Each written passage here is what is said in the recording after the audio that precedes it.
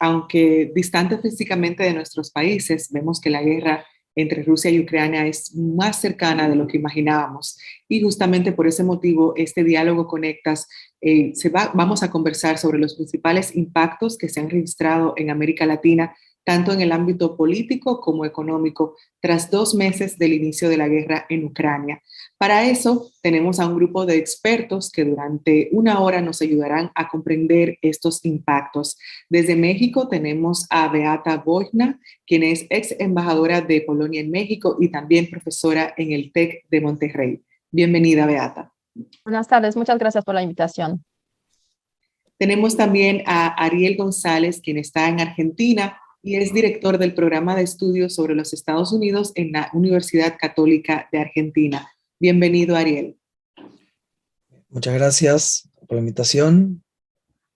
Siempre. Y finalmente tenemos a Mariano de Alba. Mariano es asesor senior en Crisis Group para América Latina con énfasis en Venezuela. Bienvenido, Mariano. Muchísimas gracias. Y también damos gracias a los inscritos desde 23 países y también, por supuesto, a los aliados que hacen posible esta actividad. Entre ellos está Innovación para el Cambio, también el Think Tank Faro, el Centro de Estudios Internacionales de la Pontificia Universidad Católica de Argentina y Conectas. Mi nombre es Indira Suero y soy miembro de Conectas en República Dominicana.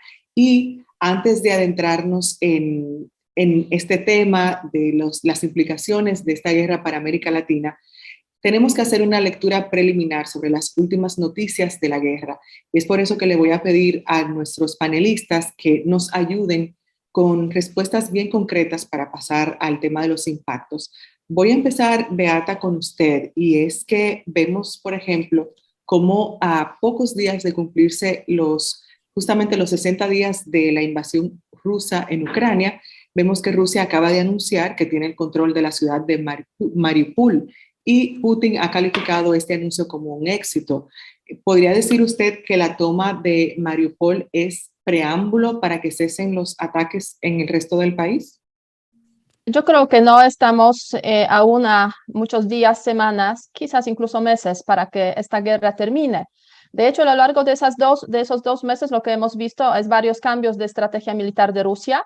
Después de un inicio, digamos, de un intento de ocupación rápida, los rusos han pasado a bombardear varias ciudades grandes de Ucrania, esperando la rendición y la sumisión de los ucranianos. No lo lograron, entonces se retiraron.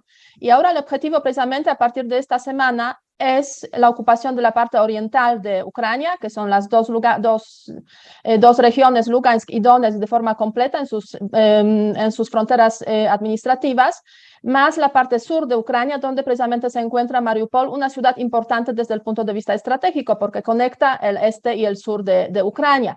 Pero la frontera, digamos, el frente, mejor dicho, el frente que están atendiendo los rusos en esos momentos, pues tiene más o menos 480 kilómetros, es un frente largo, y para lograr los objetivos militares, pues se necesitaría semanas, como digo, sino meses, para concluir esa guerra. Entonces, estamos frente a una guerra más bien larga que corta. Ariel, en la misma línea de Beata, vemos, por ejemplo, que lograr el control de el Donbass para tener un corredor terrestre en la península de Crimea es un tema también crucial. ¿Cuál sería la estrategia de Putin detrás de esta acción? Bueno, creo que claramente ya hemos visto que con el avance y la invasión a gran escala que se inició el 24 de febrero, hay una intención que va más allá del control sobre las repúblicas separatistas de Donetsk y Lugansk, sino que hay una aspiración de controlar, digamos, una zona mucho mayor, y va en línea con una posición claramente revisionista y expansionista de Rusia, cuyo pretexto fue el Donbass, pero que hay objetivos que son mucho más amplios, y en esto coincido con Beata, que este es un conflicto que no se va a resolver en las próximas semanas, ¿no? Que de por sí en esta etapa va a llevar unos meses, y además va a sembrar, digamos, una situación en la cual hacia el futuro va a ser inclusive mucho más desestabilizante de lo que hemos visto hasta el momento. Mariano, más de 5 millones de personas han tenido que salir refugiados por Europa en menos de 60 días. Y, por ejemplo, vemos que Naciones Unidas ha pedido establecer corredores humanitarios, pero eso no ha sido posible. ¿Se podrá establecer un corredor humanitario antes de la Pascua Ortodoxa del 2 de mayo? Yo creo que es difícil. Realmente hasta ahora no ha habido disposición, especialmente por parte del gobierno de Rusia, a aceptar el establecimiento de esos corredores humanitarios, aunque a veces en los últimos 60 días en varias instancias, al menos en reuniones diplomáticas, han dicho de que sí lo iban a hacer, de que sí lo iban a permitir, pero en el terreno realmente la implementación de esos corredores ha sido nefasta, ha sido nula. Yo creo que hay dos formas de ver esto, ¿no? Uno, que Putin trató de ir a esa estrategia maximalista, de ir por todo el territorio, incluyendo Kiev, en un principio, para de alguna forma tratar de desviar la atención, tratar de debilitar al ejército ucraniano, que obviamente iba a desgastarse con mucho más ahínco en la parte noroeste del país. Y ahora, pues de alguna forma, está yendo por lo que realmente él quería desde un principio, ¿no? Y la otra forma de verlo es que realmente esto sí, y yo me suscribo un poco en esa tesis, esto sí es de alguna forma una retirada, una reconfiguración de los objetivos de la guerra de Rusia, dado que se consiguió con grandes dificultades en la operación maximalista que desplegó desde el 24 de febrero. Entonces, el punto que quiero hacer es que en este momento todo está por verse, hay que ver con qué rapidez, con qué facilidad logra Rusia controlar el Donbass y el sur de Ucrania, y en la medida en que logra ese objetivo, yo creo que, y Putin pues no consigue gran resistencia, pues yo creo que sí habría más disposición a corredores humanitarios, pero realmente de alguna forma lo que está planteado desde el otro lado, desde el lado ucraniano en este momento, es tratar de básicamente hacer muy dificultoso, muy difícil para Rusia, para el ejército ruso, pues incluso conquistar el sur de Ucrania. Se está hablando ya de que algunos países occidentales pudiesen, por ejemplo, enviar tanques a Polonia para que Polonia a su vez le envíe sus tanques a Ucrania.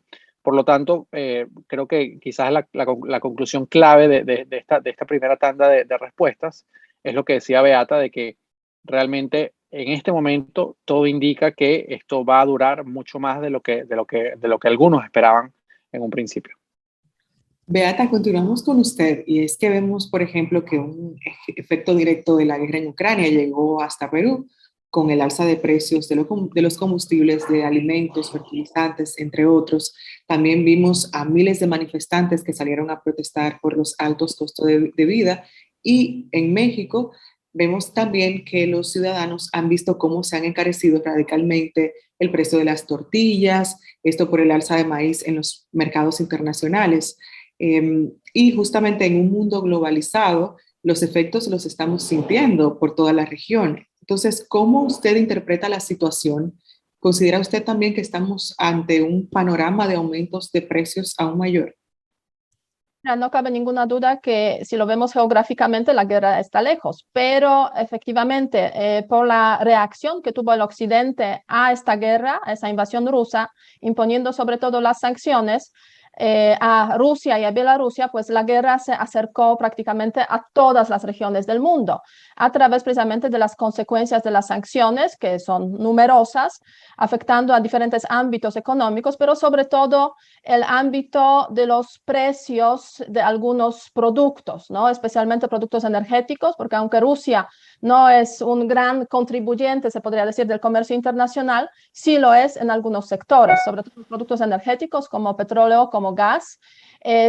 También cuando hablamos de los productos agroalimenticios, aquí el papel tiene tanto Rusia como Ucrania, el tema de trigo, el tema de maíz, el tema de cebada y algunos otros productos minerales, sobre todo de carácter metálico, como, pero no solamente, como paladio, como rodio o como, por ejemplo, neón. Todo eso afecta a diferentes sectores y seguramente vamos a hablar sobre esto un poco más adelante. Pero sí, a raíz de eso hay una subida de precios porque hay más presiones, digamos, a los mercados internacionales en esos ámbitos precisamente. Y si nos preguntamos qué tanta subida de precios hay en general en término medio en todo el mundo, pues hablaríamos del petróleo, más o menos, petróleo que se prevé para todo este año como 55%. El tema del gas es el que más subió, 147% más o menos. Hay previsiones, digamos, para este año 2022. El tema de metales, 10%. El tema de alimentos, 22%. Entonces, todo eso, subidas de precios en los mercados globales, obviamente afectan a las subidas de precios también en América Latina. Y la pregunta es si esas subidas de precios son más elevadas o menos elevadas de lo que hemos visto en el pasado. Pues hay diferentes formas, obviamente, de compararlo, pero no cabe ninguna duda que esas subidas de precios pues también están como conectándose mucho con el tema de la inflación, que está pegando mucho a la región, y están o tienen su impacto igualmente en, digamos, el modo, digamos, no tanto modo como nivel de vida de los ciudadanos. O sea, la canasta básica está más que afectada porque se trata de los energéticos que influyen en los precios de todo y los productos agroalimenticios, los básicos, que influyen también, digamos, en la canasta básica. En ese sentido, las subidas de trigo son más elevadas que las subidas de maíz, lo cual, pues, desde el punto de vista de la región, pues, yo diría es positivo porque aquí el maíz es como el producto esencial en ese sentido. Ciertamente tiene un gran impacto justamente en la población. Ariel, vemos que en su último informe de perspectivas económicas, el Fondo Monetario Internacional prevé que la inflación siga creciendo en la región. Entonces, a eso nos surge la pregunta de si esa inflación podría aumentar aún más los índices de pobreza que ya se habían disparado por cuenta de la pandemia. Sí, es una pregunta muy interesante, pero aquí tenemos que tomar en cuenta dos elementos con respecto a la inflación. En primer lugar, el conflicto lo que ha hecho es acelerar un proceso global y también regional, la cual se veía un proceso de crecimiento en los precios, por ejemplo, en el caso de Estados Unidos, con la gasolina, que es previo a este conflicto, y que ya de por sí, eso tiene que ver con la emisión extraordinaria que se hizo durante la época de la pandemia, que generó presiones al alza de diferentes aspectos, ámbitos de la economía, ¿no? Entonces, esto creo digamos, el conflicto es una noticia que agrega, un elemento que agrega más tensión a una situación ya de por sí complicada. Ahora bien, en América Latina ya había países que tenían niveles de inflación muy importantes, fundamentalmente el caso de Venezuela y el caso de Argentina, en el caso específicamente de Argentina, con un proceso de espiralización en estos últimos 24 meses, ¿no? Y en ese sentido, creo que obviamente aquí vamos hacia digamos, una situación muy delicada, en la cual no solamente los índices de pobreza se van a ajustar a la alza, sino que además esto va a impactar en los índices de desigualdad, ¿no? Ya de por sí América Latina es la región más desigual del mundo y creo que esto lo va a profundizar aún más. Sí, sin embargo, me gustaría subrayar algo que creo que es fundamental, ¿no? Estamos digamos, y esta crisis es muy clara, en la cual hay países que tienen una especie de beneficio indirecto por el aumento de los precios de los commodities, ¿no? Y en este mismo informe de perspectivas económicas del Fondo Monetario Internacional, subraya que América Latina es uno de los países que menos está afectado por esta situación y al contrario le va a permitir tener un ingreso extraordinario, especialmente en los países productores de hidrocarburos, Venezuela, México, Colombia, y los países que son productores de digamos, trigo y derivados, en el caso de Argentina fundamentalmente. Entonces, aquí, digamos, la región no está en el peor de los mundos, dentro de un escenario global que realmente está marcado por una situación que no veíamos desde hace décadas, que es un proceso inflacionario global. Mariano, siguiendo con esa respuesta que nos acaba de dar Ariel, vemos, por ejemplo, el impacto en la elevación de los precios del petróleo y sus derivados y de las materias primas. Entonces, ¿qué tanto peso tendría este conflicto, de acuerdo a su opinión, en la economía de nuestros países? Yo creo que es difícil pintar un escenario que abarque a todos los países, ¿no? La realidad económica de cada país es distinta. Ese es quizás el primer comentario que yo vería. Pero en líneas generales, yo creo que la fotografía de la región es la siguiente, como yo la veo. Veníamos de una situación muy difícil, como fue la pandemia, donde pues casi todos o todos los países de la región se vieron obligados a disminuir o cerrar su actividad económica. Eso obviamente genera una carga fiscal importante. El Estado tiene que empezar a gastar mucho más dinero del que inicialmente tenía previsto para de alguna forma mantener a las economías en terapia intensiva, y al mismo tiempo eso se unía a lo que comentaba Ariel, ¿no? Un proceso inflacionario que se veía muy claro en Estados Unidos, porque pues la Reserva Federal de Estados Unidos imprimió una cantidad de dinero exorbitante, y obviamente eso está muy atado a la región. ¿Por qué? Porque la forma en que Estados Unidos ha tenido que responder a esa política macroeconómica también ha sido con plantearse el tema del aumento de las tasas de interés. Y cada vez que eso sucede, eso tiene un impacto muy importante en los países de la región que usualmente reciben importantes inversiones internacionales, pero que también utilizan el mercado financiero para endeudarse. Por lo tanto, de alguna forma, la llegada de la guerra nos hunde económicamente como región aún más. ¿Por qué? Porque empezamos, como decía Ariel, a sufrir todos de un proceso inflacionario importante. Depende de cada país el porcentaje, pero en líneas generales yo creo que se habla de 9% al año, que es una cifra importante. Y además de eso, además de que tenemos una inflación muy importante, hay que agregarle que pues la capacidad, mejor dicho, que llegamos a este momento con la economía de cada país pues en niveles serios de endeudamiento. Por lo tanto, nuestra posibilidad de endeudarnos más es cada vez más limitada, y por lo tanto eso genera que no solamente cuando cada persona, como alguno de nosotros, vamos al supermercado, los alimentos estén más caros, sino que la capacidad de respuesta del Estado es cada vez menor, porque es un Estado que llega a este momento teniendo que pensar mucho en su política fiscal de contener el gasto, porque si no, pues cada país puede verse en una situación bastante precaria. Entonces, teniendo todo eso en cuenta,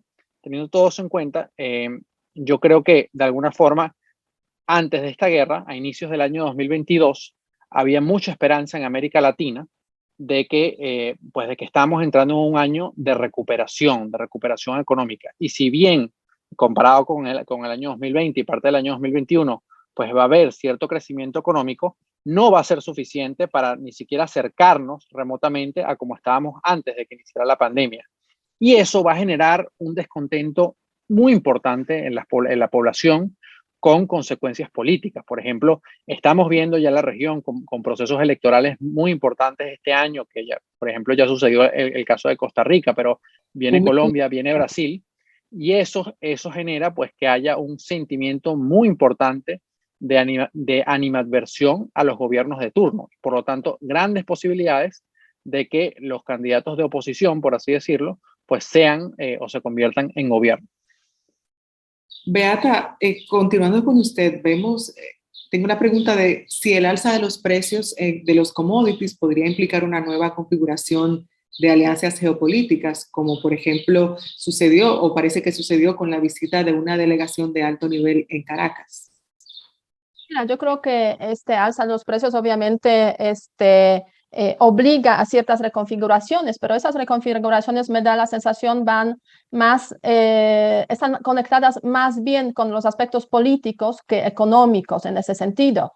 Y a raíz precisamente de lo que ocurre hoy en Ucrania, la guerra de Rusia contra Ucrania, vemos que en la perspectiva de mediano largo plazo, lo que vamos a observar en general en el mundo precisamente es esa alineación de los países en función de los valores que representan, mucho más de lo que eso estaba ocurriendo a lo largo de los últimos 30 años en el contexto de la globalización, que se estaba pensando que con la globalización lo que vamos a lograr es básicamente pues una mayor conexión económica, y a raíz de eso pues menos guerras, menos conflictos, menos tensiones, en general la globalización económica también con los países que no necesariamente representan pues los mismos valores de la democracia.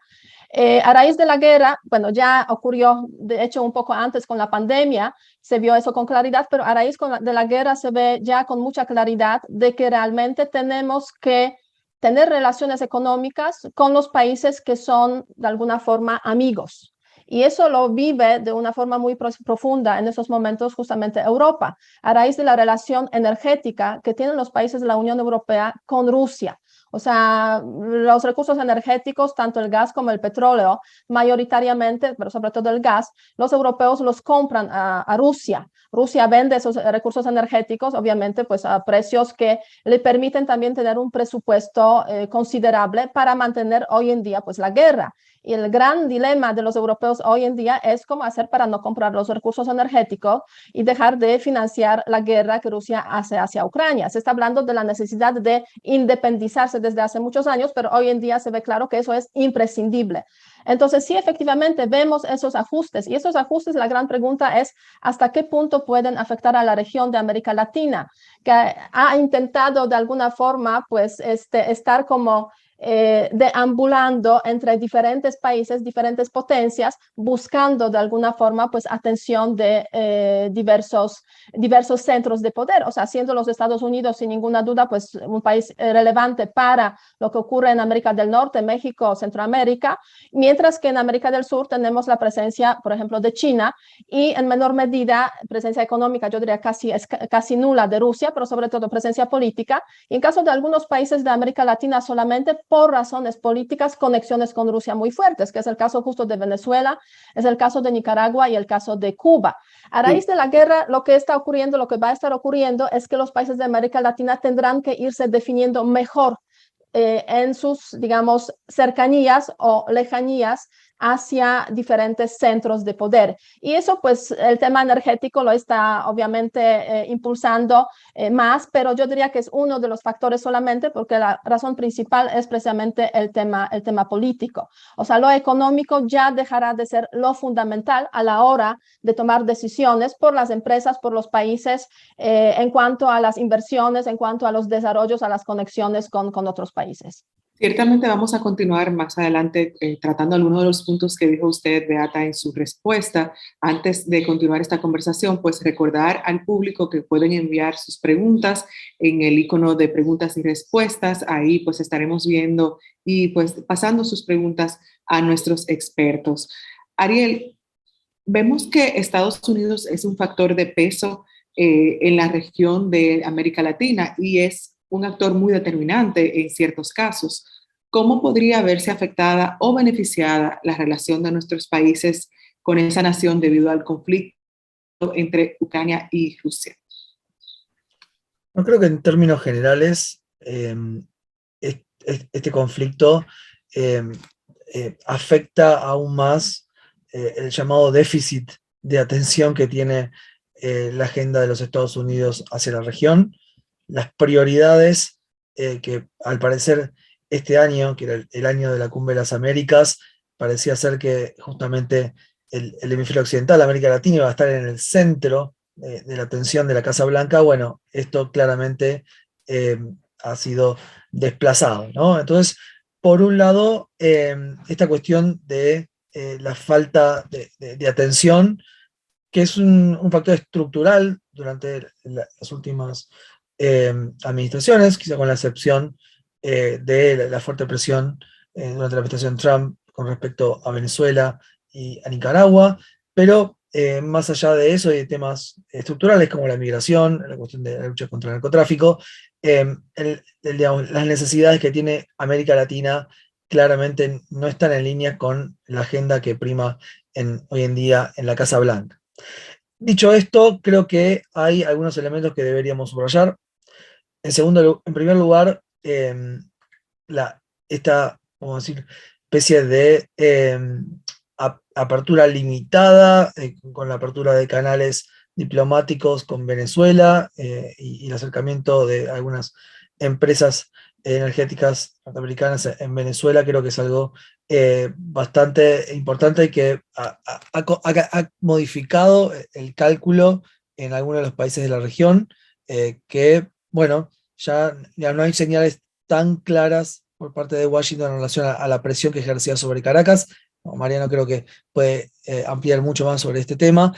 En segundo lugar, América Latina no acompañó las sanciones contra Rusia en ninguno de los casos. Esto tiene que ver con una tradición de la región, pero también una posición de autonomía frente a estas acciones que ha llevado adelante no solamente Estados Unidos, sino también sus aliados europeos, Japón, Singapur.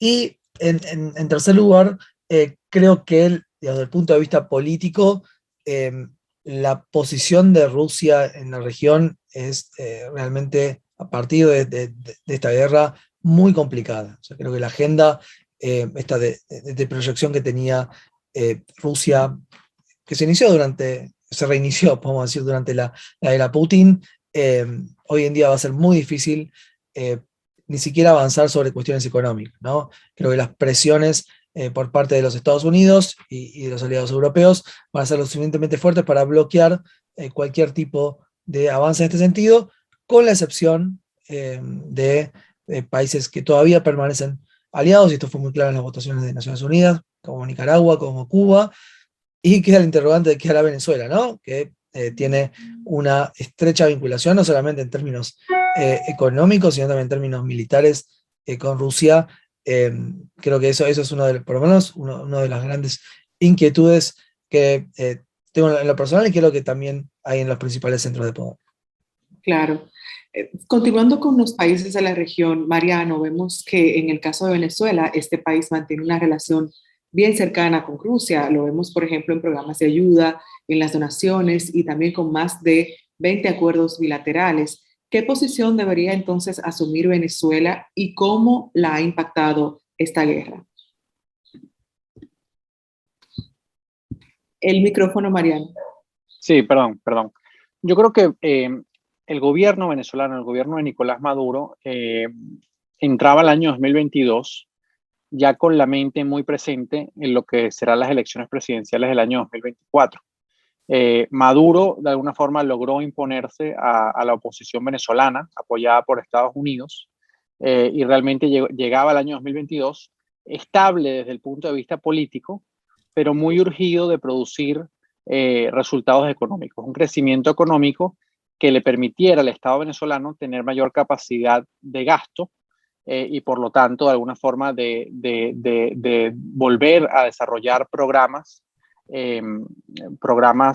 que resolvieran problemáticas muy concretas de la mayoría de la población venezolana que está inmersa en una emergencia humanitaria con graves problemas y déficit de alimentación, servicios públicos como acceso a la electricidad, acceso a agua potable, etcétera, etcétera, ¿no?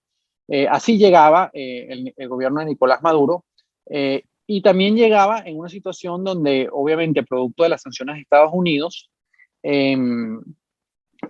Venezuela había tenido desde el año 2019 que incrementar sustancialmente sus vínculos con países orientales, con Rusia, con China en menor medida, porque China, aunque prestó durante mucho tiempo dinero a Venezuela desde finales del año 2016, no lo ha hecho, pero sigue habiendo una relación económica importante con Turquía, con Irán también, que ha sido fundamental para sortear las sanciones estadounidenses. Y bueno, obviamente, cuando estalla la guerra, yo creo que de entrada no es una buena noticia para el gobierno de Maduro, porque producto del importante programa de sanciones que ha impuesto Occidente a Rusia, pues algunas operaciones financieras que el gobierno venezolano venía haciendo a través de Rusia para comercializar la escasa producción petrolera que Venezuela tiene en estos momentos, y además el movimiento de diversos fondos que tenía el Estado venezolano en la banca rusa empieza a complicarse. Además que, bueno, obviamente, como decía antes, el gobierno de Maduro quería llevar las relaciones económicas con los países orientales a otro nivel y por lo tanto, específicamente en el caso de Rusia, obviamente no es posible porque Rusia tiene sus propios problemas y sus propias dificultades económicas producto de la guerra.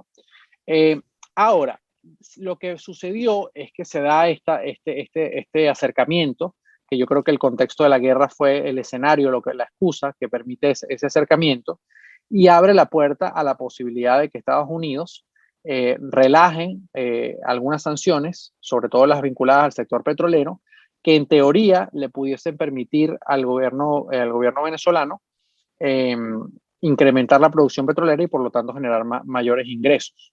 Ahora, realmente el momento en el que estamos actualmente es uno donde las expectativas de Estados Unidos de las cosas que el gobierno de Nicolás Maduro debería hacer para ellos emitir esas licencias con respecto a las sanciones, pues no están en línea con lo que Maduro realmente está dispuesto a hacer. Por lo tanto, además ha habido una gran reacción negativa a lo que fue ese acercamiento en Estados Unidos, en Washington, y por lo tanto yo creo que el gobierno de Biden en este momento no quiere involucrarse o sobreinvolucrarse en un asunto tan complejo, tan espinoso, y que genera pues tantas reacciones como es, de alguna forma, como es el caso venezolano.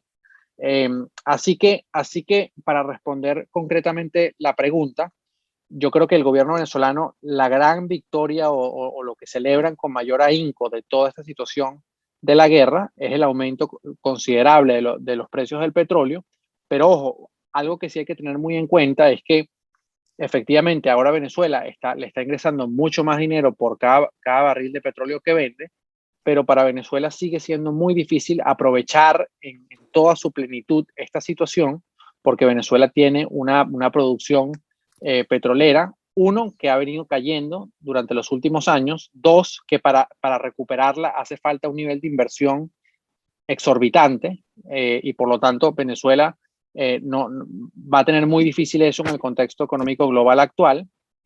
Y tres, efectivamente, para que Venezuela pueda aprovechar esta situación, va a tomar tiempo, porque lograr que un país aumente la producción petrolera, no solamente, como decía antes, requiere una gran inversión, sino que, pues, de alguna forma, para cristalizar ese aumento considerable de barriles de petróleo, requiere toda una serie de actividades que al menos en el corto plazo, son muy difíciles de lograr. Ariel, vamos ahora a Argentina y vemos cómo el gobierno del presidente argentino, Alberto Fernández, dio un giro desde su posición inicial y ahora condena la invasión de Rusia a Ucrania. Por otro lado, vemos también a la comunidad ucraniana en Argentina, que es la segunda a nivel mundial, con 350.000 inmigrantes. ¿Cuál es la situación de Argentina con relación a este conflicto? Brevemente, por favor. Bueno, creo que ha dado tantos giros que marea, ¿no? Es una política exterior bastante errática. 3 semanas antes de la invasión, Alberto Fernández visitó Moscú, tuvo reuniones durante 3 horas con Putin, lo mismo hizo Bolsonaro unos días después. Y luego de eso, y debido a fuertes presiones, digamos, tanto dentro de un sector de la coalición, por parte de los Estados Unidos, decidió votar digamos, condenando a Rusia en las Naciones Unidas, y a partir de ese momento ha sucedido una serie de votaciones que han sido, digamos, condenatorias de la posición rusa, pero ayer, por ejemplo, en el marco de la votación sobre la suspensión de Rusia como observador de la Organización de los Estados Americanos, Argentina se abstuvo, ¿no? Entonces, creo que son señales muy, digamos, poco claras, y tienen que ver con un diseño de política exterior que no tiene, digamos, una línea, digamos, vamos a decir, desde el punto de vista, un concepto que la unifique, que es básicamente una consecución de acciones de tipo táctico y sin ninguna, digamos, lógica detrás. Sí, Argentina está tratando, por el gobierno de Alberto Fernández, de mantener un cierto equilibrio, pero bueno, creo que justamente estos son los momentos donde el equilibrio, digamos, son, por lo menos desde el punto de vista de los Estados Unidos y de los europeos, es visto con bastante recelo, ¿no? Gracias, Ariel. Beata, nos movemos de Argentina y vamos a México. Vemos que hace unas semanas La Cámara de Diputados de México instauró un grupo de amistad con Rusia. Este fue un acto promovido por el Partido de Trabajo y contó incluso con la presencia de diputados de Morena, que es el partido gobernante de Andrés Manuel López Obrador. Vimos también, por otro lado, la respuesta de Manuel López Obrador, que ha sido un tanto ambigua y neutral. Entonces, en medio de estas situaciones, ¿cómo están sintiendo los ciudadanos de México los efectos de la guerra?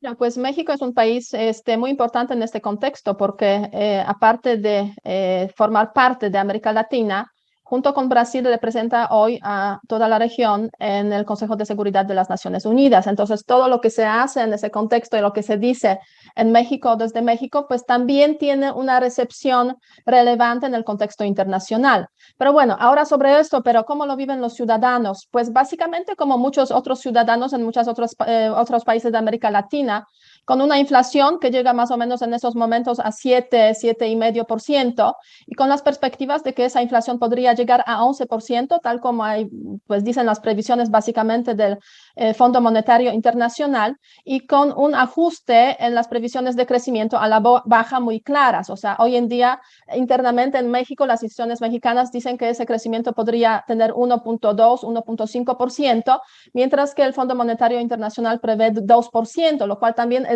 más bajo de la media para América Latina y Caribe, que es 2.5%. O sea, la guerra obviamente afecta en ese sentido a todos. El comercio con Rusia entre México pues es irrelevante básicamente. Entonces, en ese sentido, pues no hay grandes problemas, con la excepción de un producto que son fertilizantes, que en caso de que se impusiera, por ejemplo, embargo a los productos rusos, que no es en ese momento la situación, eso sí podría afectar, digamos, a la agricultura mexicana. Es la misma situación en Brasil. Ahora bien, como mencioné y como tú mencionaste en la pregunta, las ambigüedades caracterizan la posición mexicana en el contexto de la guerra de Rusia contra Ucrania. Y yo creo que México refleja plenamente cómo es en general la posición de la región hacia la guerra de Rusia contra Ucrania. En el contexto diplomático, las declaraciones diplomáticas mexicanas y de muchos otros países latinoamericanos son correctas. O sea, condena a la guerra, reconocimiento, defensa de la integridad territorial de Ucrania, de la soberanía de Ucrania, aparte de pues, promover las soluciones diplomáticas y apoyar ayuda humanitaria. Pero si hay que ir más allá de eso, México no quiere ir más allá de eso. O sea, eso significa, pues, no se suma efectivamente a las sanciones, como prácticamente toda la región, con la excepción de Colombia, que en su momento ha expresado que podría sumarse a las sanciones. Y tampoco, digamos, en México hay una expresión clara de que quieren, por ejemplo, aceptar a los refugiados ucranianos. O sea, desde el presidente hacia representantes de diferentes instituciones mexicanas del Ejecutivo mexicano, hemos escuchado declaraciones que son muy contrastantes con cómo, por ejemplo, eran las declaraciones de las instituciones mexicanas, de las mismas personas, incluso en el contexto de la invasión de Afganistán y la salida, sobre todo, de las tropas estadounidenses de Afganistán. A raíz de eso, por ejemplo, el presidente mexicano dijo, pues vamos a aceptar a las refugiadas afganas, y les dieron una bienvenida, etcétera. No ha habido la misma situación en el caso de los ucranianos, y la crisis es, se podría decir en esos momentos, pues muchísimo más grave incluso que cuando salían los estadounidenses de Afganistán. Entonces, esos elementos, junto con la creación del grupo de amistad México-Rusia en el momento de la guerra así terrible, realmente pues han provocado, han generado esa sensación de que sí, efectivamente hay ambigüedades, y la diplomacia mexicana, que es la cara en el extranjero de lo que es México internamente también, pues ha tenido que hacer diferentes tipos de maniobras, equilibrística casi, para combinar la posición que sale del multilateralismo mexicano como contrapeso a los Estados Unidos con los sentimientos prorrusos que existen en muchos círculos cercanos al poder, hoy en día al gobierno de México, incluso en el gobierno de México. Y eso pues ha llevado a situaciones muy interesantes, y por ejemplo el no voto, digamos la abstención, mejor dicho, de México en la Asamblea General para suspensión de Rusia en el Consejo de Derechos Humanos, y también las posiciones de México en la Organización de Estados Americanos. Justamente ayer hubo votación para suspender también a Rusia como observador de esa organización. Entonces México se abstuvo en esa decisión. Internamente, pues hay mucha crítica también a esa posición mexicana, digamos que representa al gobierno, porque se ve claramente que esos sentimientos prorrusos están debilitando la capacidad de México de tener liderazgo, básicamente, tanto en América Latina como, digamos, participar con plenitud en el contexto internacional. Ya sabemos que el presidente mexicano, pues, no tiene mucho interés en la política exterior, o sea, más allá de los Estados Unidos, pues, en la práctica todo lo demás no importa, y lo más importante, lo más relevante es la política interior, y lo ha expresado en muchas ocasiones, pero esa posición pues le está debilitando, yo diría, aún más en el contexto internacional y en las percepciones internacionales que México tiene. Ahora bien, es un tema irrelevante para los Estados Unidos, y eso sí, tiene cierta relevancia también en el contexto de las relaciones Estados Unidos-México. Aunque los Estados Unidos han intentado marginalizar durante mucho tiempo ese tema en las relaciones bilaterales, cuando se creó el grupo de amistad Rusia-México, sí ha habido declaraciones claras, por ejemplo, del embajador estadounidense aquí, que, que no puede ser así, que somos socios, digamos, que el Occidente es el principal socio comercial, socio político de México, y México de repente esté por ahí saliendo con el grupo de amistad con Rusia. O sea, son contradicciones que se ven, que se reflejan y que debilitan la posición de México, aunque en el fondo no van a cambiar, o sea, las relaciones principales que tiene México con los Estados Unidos. Lo que sí veremos seguramente es la necesidad de cierto ajuste, ¿no? O sea, cierto ajuste de la política mexicana, y los Estados Unidos ahí de vez en cuando pues dan señales, ustedes no se pasen aquí en este ámbito. Ciertamente es un tema que genera muchas situaciones y muchas implicaciones para nuestra región. Continuamos entonces, Ariel, con usted, y vemos que cuando comenzó la guerra, un delegado del gobierno ruso estaba en Nicaragua. ¿Qué está buscando Moscú con este tipo de presencia?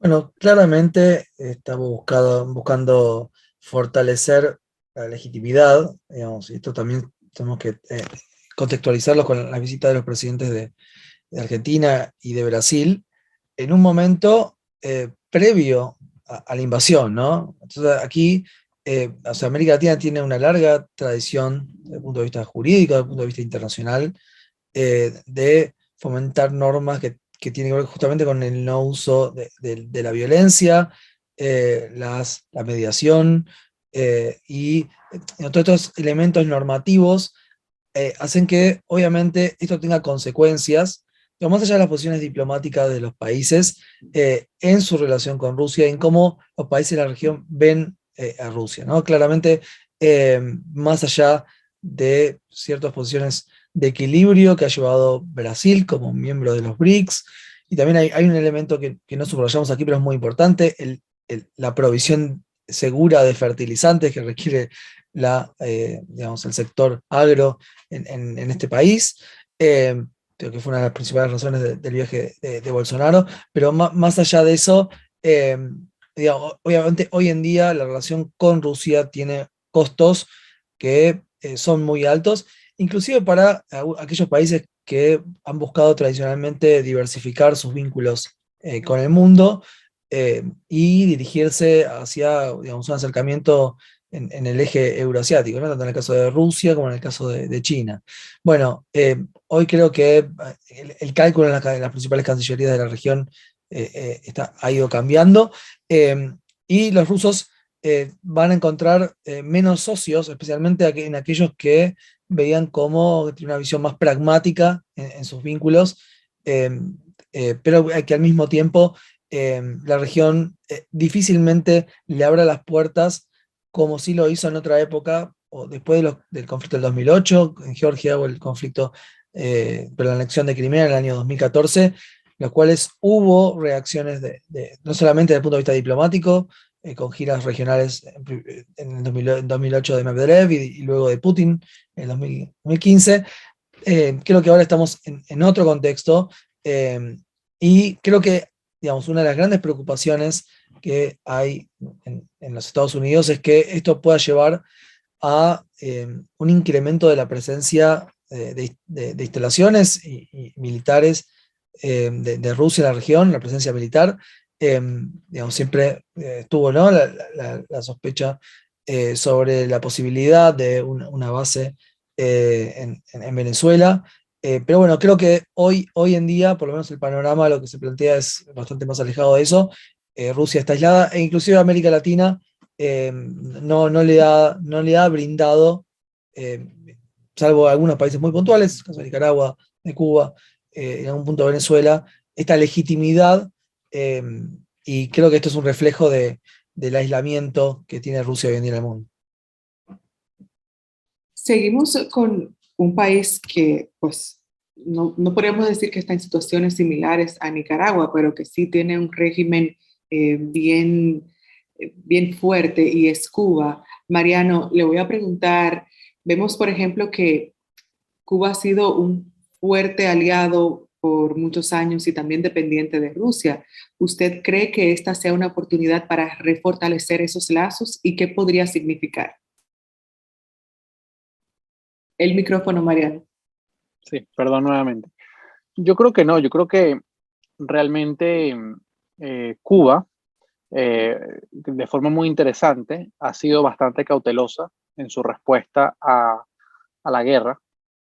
Obviamente, pues tiene vínculos muy estrechos desde hace tiempo con el gobierno de Vladimir Putin, pero al mismo tiempo, cuando ha llegado el momento de tomar posición, por ejemplo, en la Asamblea General de la ONU, el gobierno cubano eh, sabe que de alguna forma avalar lo que está haciendo Rusia en Ucrania, eh, pues sería abrir la puerta a que el día de mañana una situación parecida ocurra en América Latina, donde una gran potencia de esta región, obviamente Estados Unidos, pues se sienta que no habría mayores consecuencias con desplegar una operación, una intervención militar en un país más pequeño. Por lo tanto, yo creo que si bien la relación diplomática y va a continuar, fundamentalmente porque Cuba no tiene otras grandes alternativas, eh, y yo creo que es irrealista pensar que los vínculos que Rusia ha construido con Cuba, con Venezuela y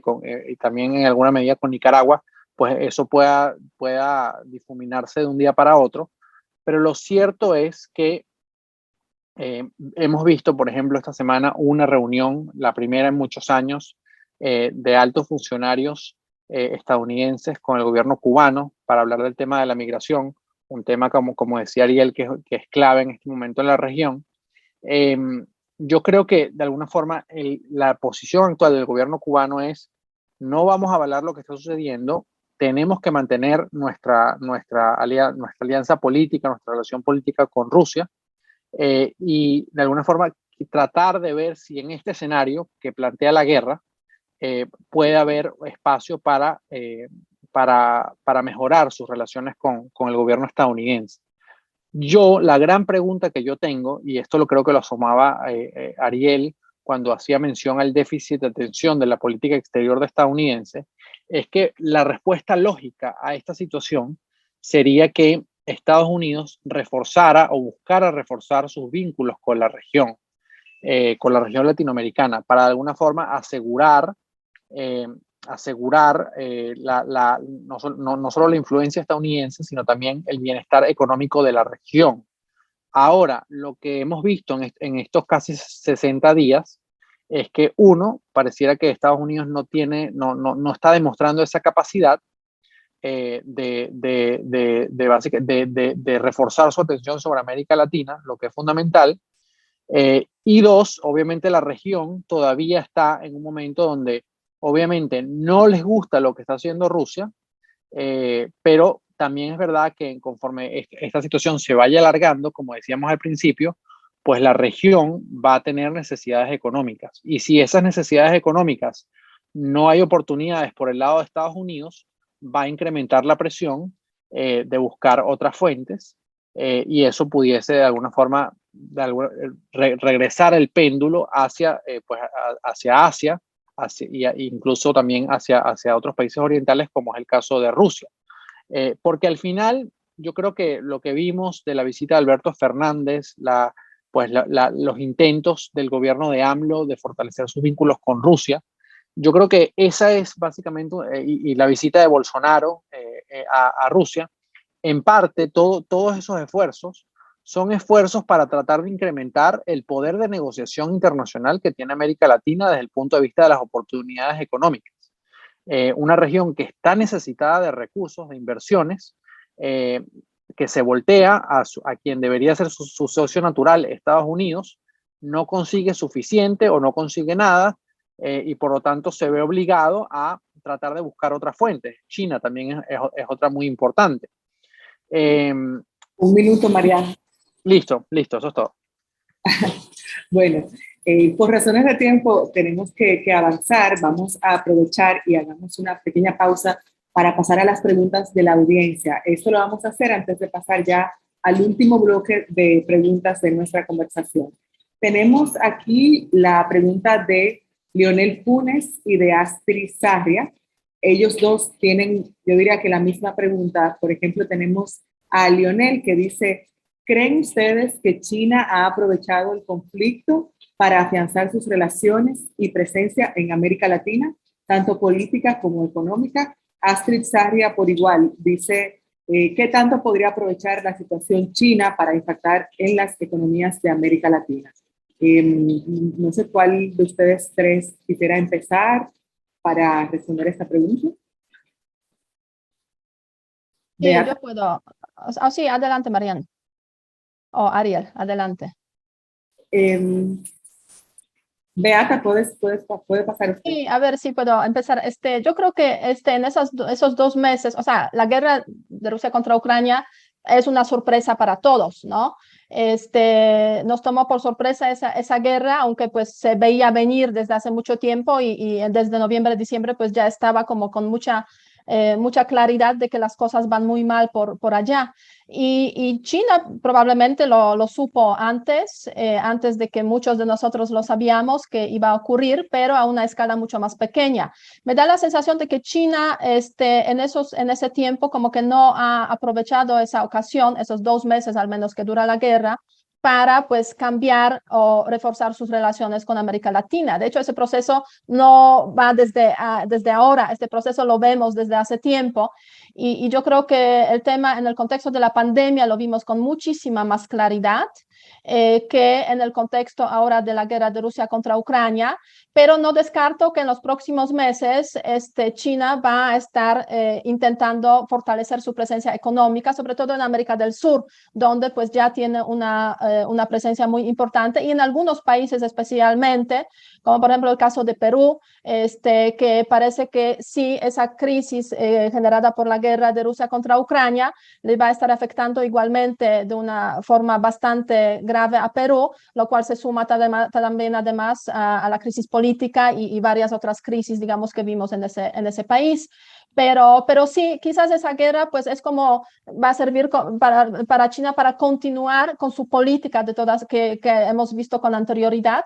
Y en los tiempos de la pandemia sí a China, China le ha servido mucho, sin ninguna duda, la diplomacia de las vacunas, la diplomacia de tapabocas, de las mascarillas, a través de las vacunas que pues han llegado a varios países en cantidades relevantes, o sea, 20% de las vacunas que se han usado en América Latina y en América Latina sobre todo, pues han sido vacunas que proceden de China básicamente, mientras que si lo comparamos con Rusia, pues han sido solamente 5% de las vacunas rusas y mayoritariamente han sido vacunas de la Unión Europea o del Reino Unido o de producción local sobre la base de conexiones con Reino Unido o con AstraZeneca.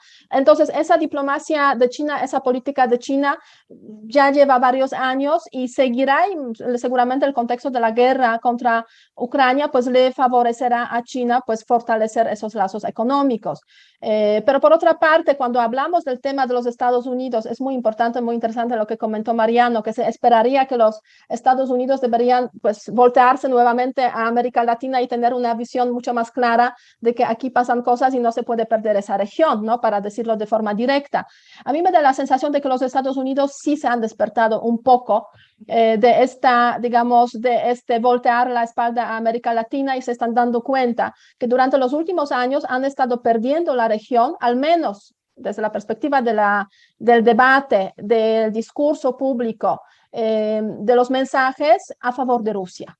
Y el tema de la propaganda rusa es un tema, pues claro, sobre el cual se podría hablar mucho, pero es un tema que América Latina se ha convertido básicamente en el campo de batalla para la propaganda rusa. Y la propaganda rusa ha estado venciendo en ese campo de batalla en muchos países de forma muy clara, mientras que los Estados Unidos no han hecho nada al respecto. Por eso, precisamente, tenemos esas ambigüedades también cuando hablamos de la guerra de Rusia contra Ucrania. Antes de la guerra, todos los debates, prácticamente todos los debates que se celebraban sobre el tema en diferentes espacios mediáticos eran los siguientes. ¿Por qué Rusia tiene derecho a invadir Ucrania, a tener su zona de influencia, etcétera? Frente obviamente a los hechos, a las situaciones dramáticas, incluso casos de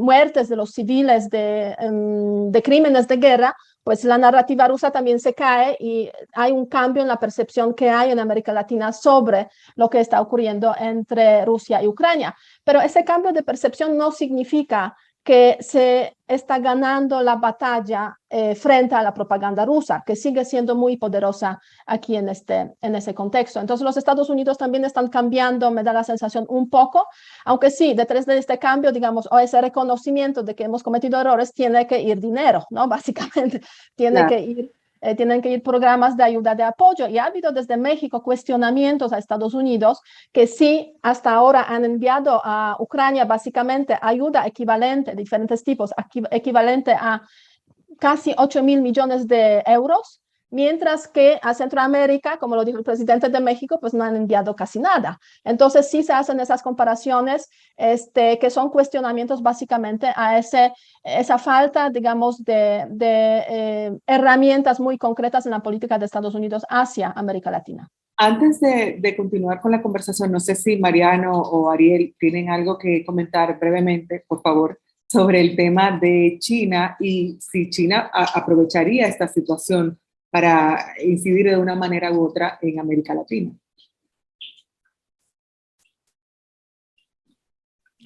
Solamente un elemento.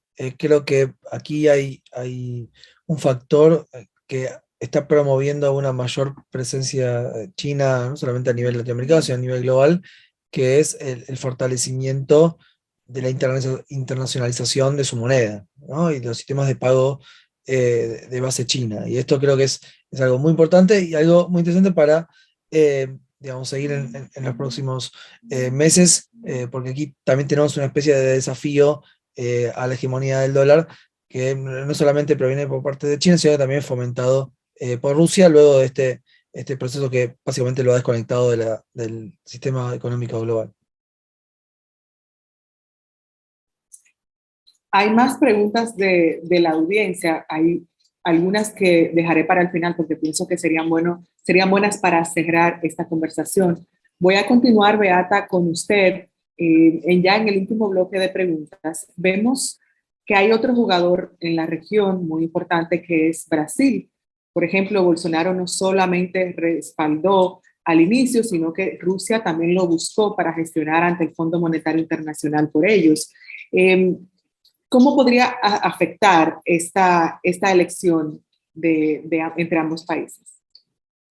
Mira, pues Brasil aparte de ser el país más importante de América Latina y representante también en el contexto internacional de esta región, al que más atención se presta, en esos momentos pues empezó a ser miembro no permanente del Consejo de Seguridad de las Naciones Unidas.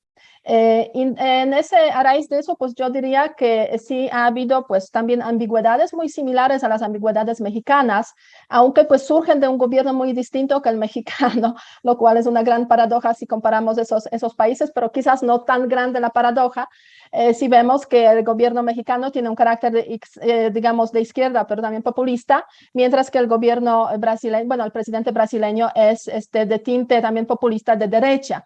En ese sentido, Brasil y el presidente Bolsonaro lo que ha buscado en Rusia es aceptación que no ha encontrado en los Estados Unidos después del cambio de la administración.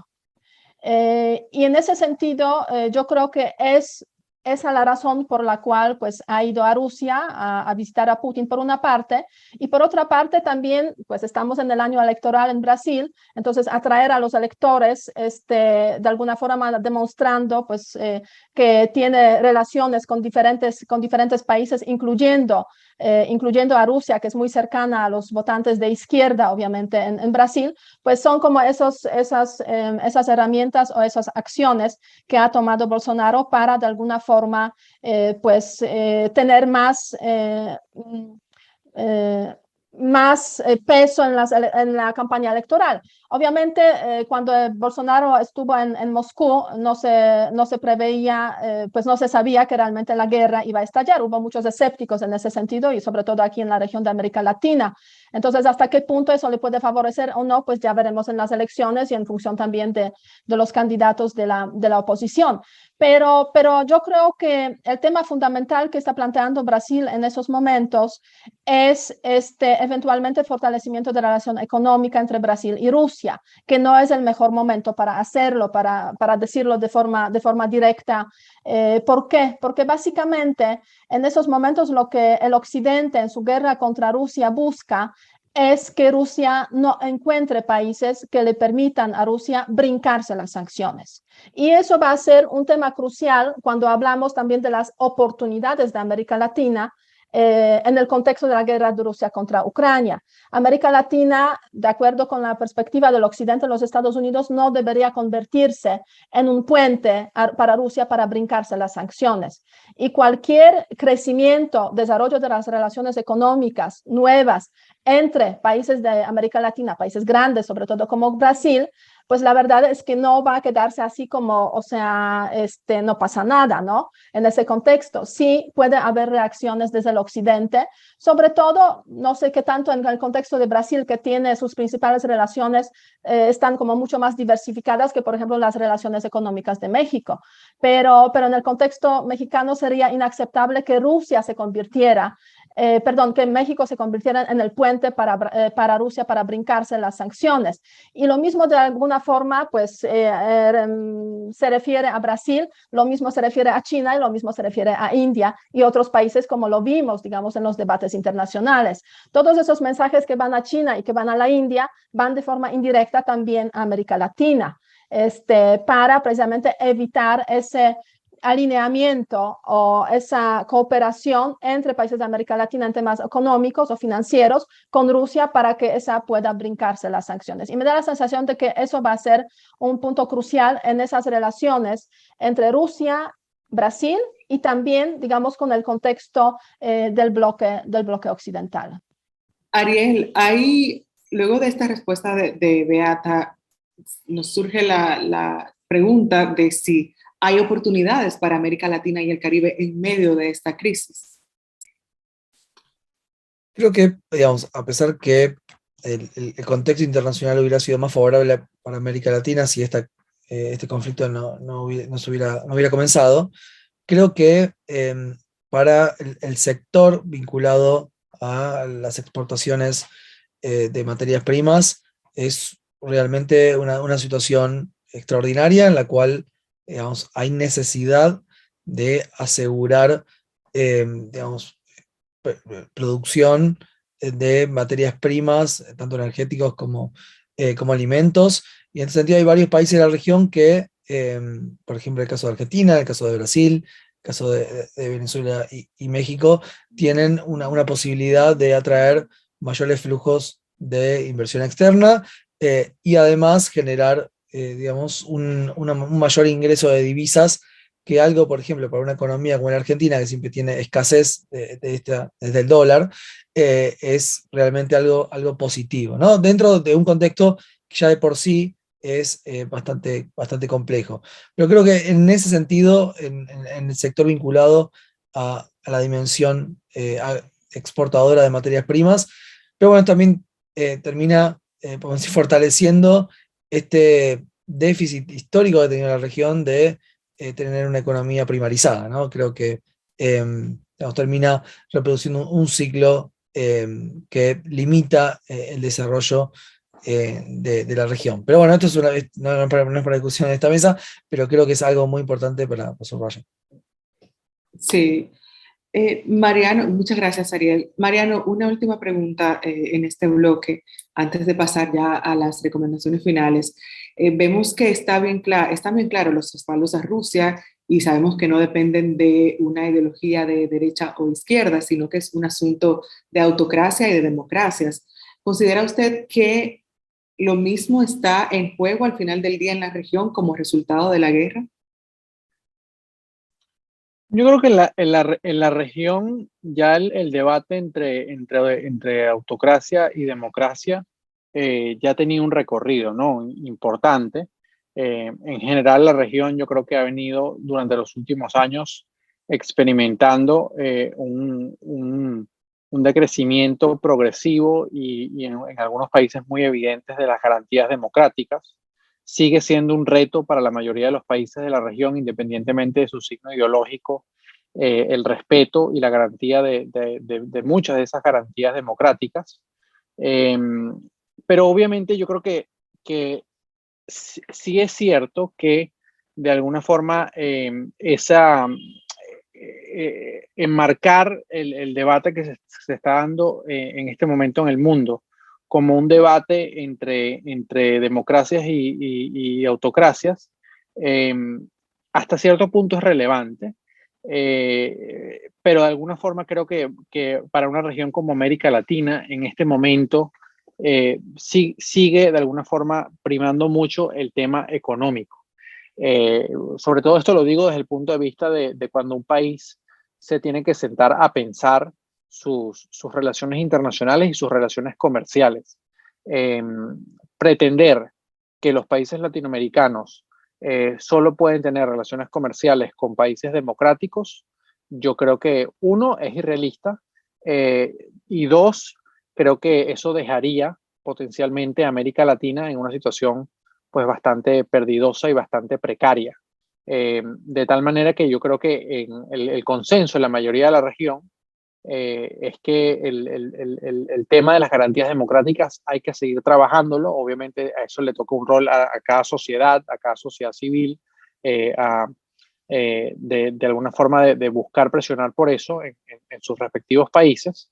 Pero al mismo tiempo, en un mundo como el que vivimos ahora, para una región como América Latina, desconectarse o cerrar la puerta a cualquier posibilidad de relaciones comerciales o económicas con países que no creen en la democracia, quizás el caso más paradigmático es el caso de China, por su importancia económica.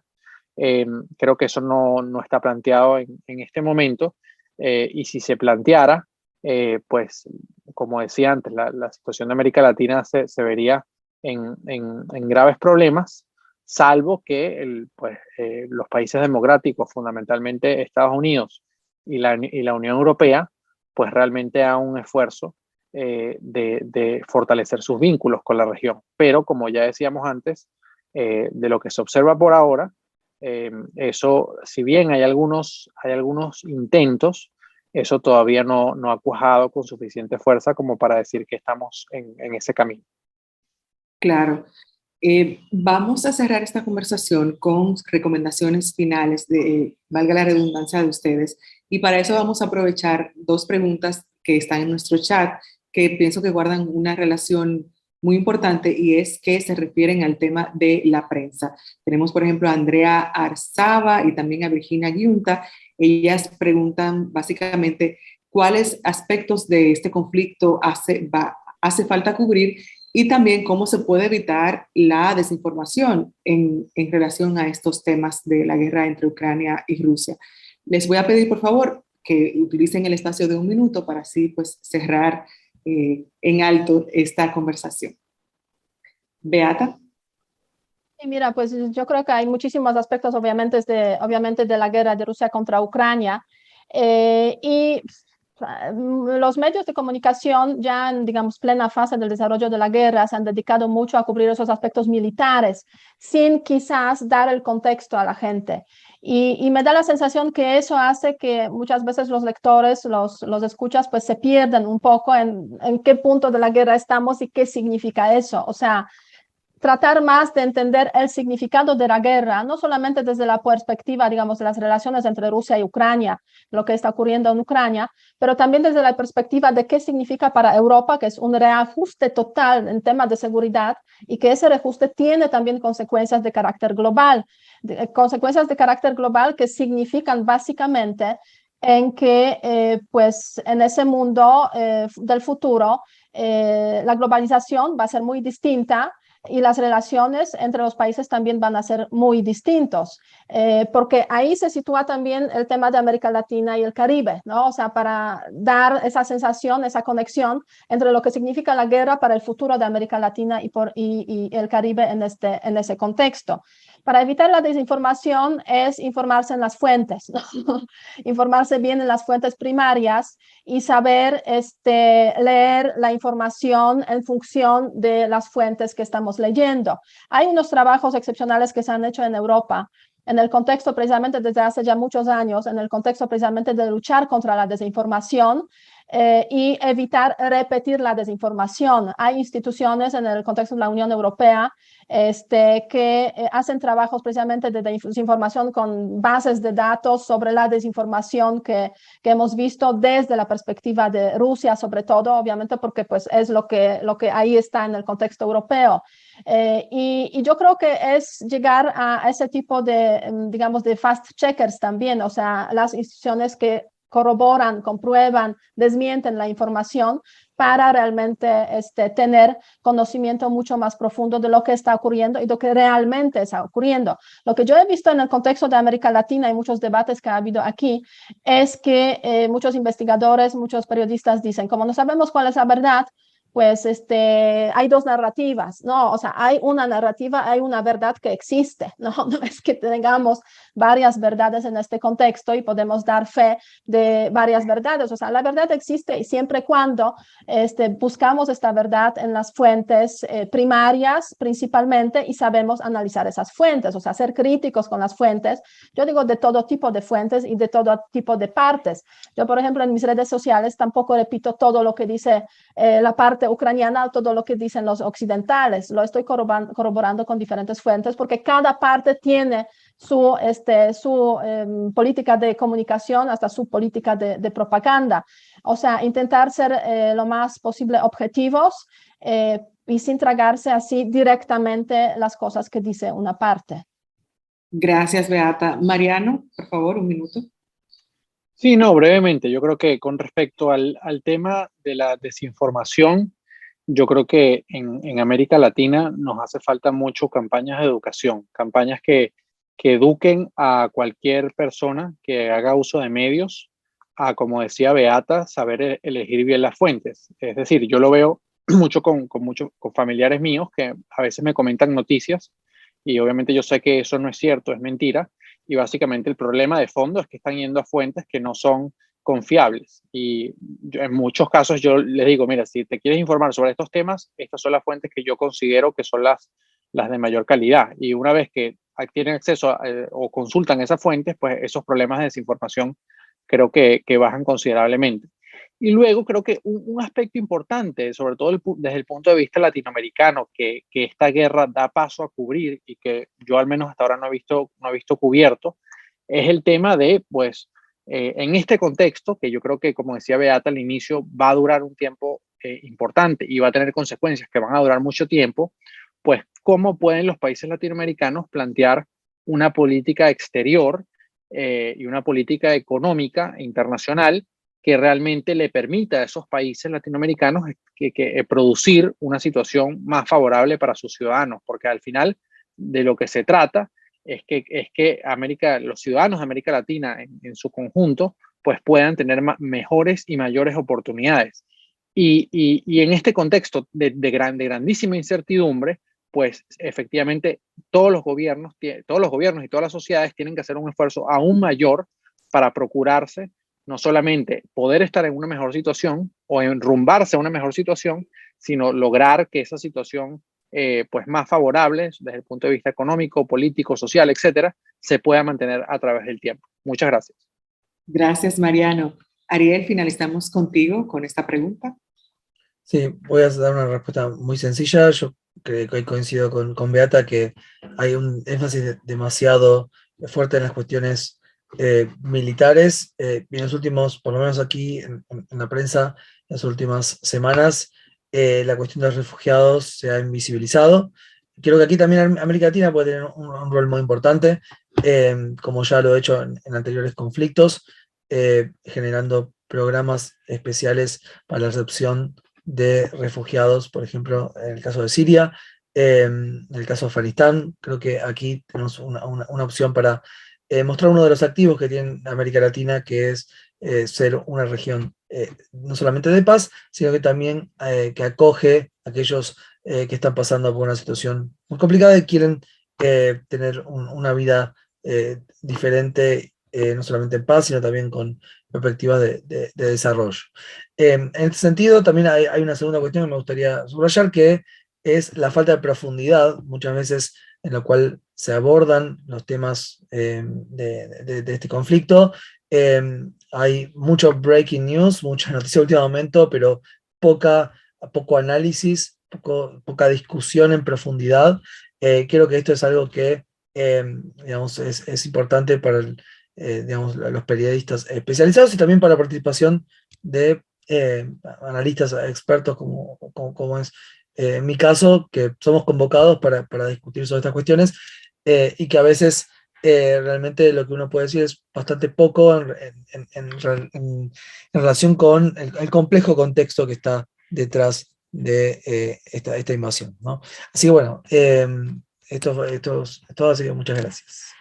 Gracias, Ariel. Justamente hablando sobre el tema de análisis, en Conectas tenemos una sección que se llama Tenemos que hablar, y ahí pues hemos estado publicando varios análisis concernientes a la situación de guerra entre Rusia y Ucrania y también sobre las implicaciones para nuestros países.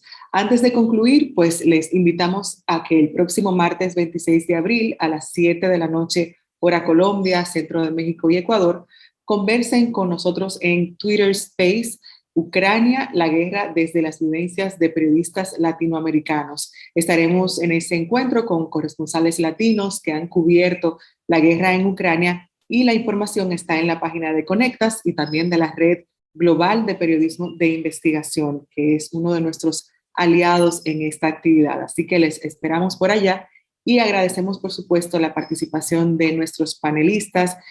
Tenemos a Beata Bojna, también a Ariel González y Mariano del Alba, y agradecer, por supuesto, a ustedes que han estado conectados durante esta hora. Recuerden seguirnos en conectas.org y pues nos vemos en un próximo Diálogo Conectas.